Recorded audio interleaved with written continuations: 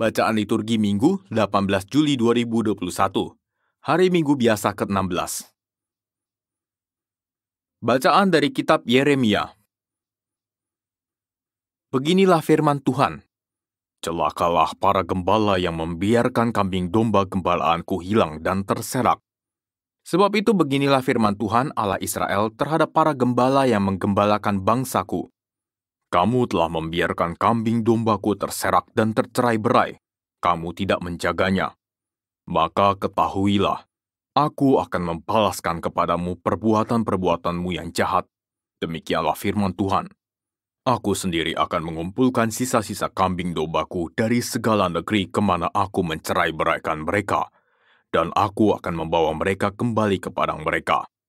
Mereka akan berkembang biak dan bertambah banyak.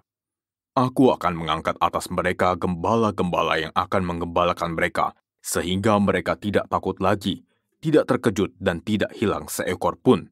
Demikianlah firman Tuhan. Sesungguhnya, waktunya akan datang bahwa aku akan menumbuhkan tunas adil bagi Daud.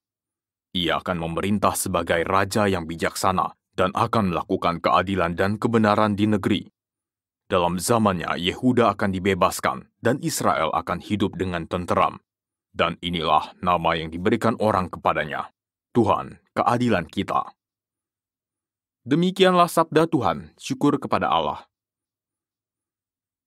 Tuhanlah gembalaku, aku takkan berkekurangan. Tuhanlah gembalaku, aku takkan berkekurangan. Tuhanlah gembalaku, aku takkan berkekurangan. Ia membaringkan daku di padang yang berumput hijau.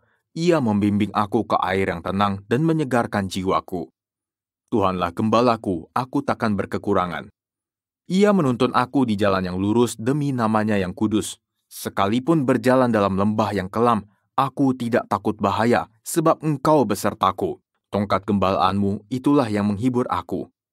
Tuhanlah gembalaku, aku takkan berkekurangan. Engkau menyediakan hidangan bagiku di hadapan segala lawanku. Engkau mengurapi kepalaku dengan minyak, pialaku penuh melimpah. Tuhanlah gembalaku, aku takkan berkekurangan. Kerelaan dan kemurahan-Mu mengiringi aku seumur hidupku. Aku akan diam di dalam rumah Tuhan sepanjang masa. Tuhanlah gembalaku, aku takkan berkekurangan. Bacaan dari surat Rasul Paulus kepada jemaat di Efesus. Saudara-saudara, di dalam Kristus Yesus, kamu yang dahulu jauh, sekarang sudah menjadi dekat oleh darah Kristus. Dialah damai sejahtera kita, yang telah mempersatukan kedua belah pihak dan yang telah merobohkan tembok pemisah, yaitu permusuhan. Sebab dengan wafatnya sebagai manusia, ia telah membatalkan hukum Taurat dengan segala perintah dan ketentuannya, untuk menciptakan keduanya menjadi satu manusia baru di dalam dirinya.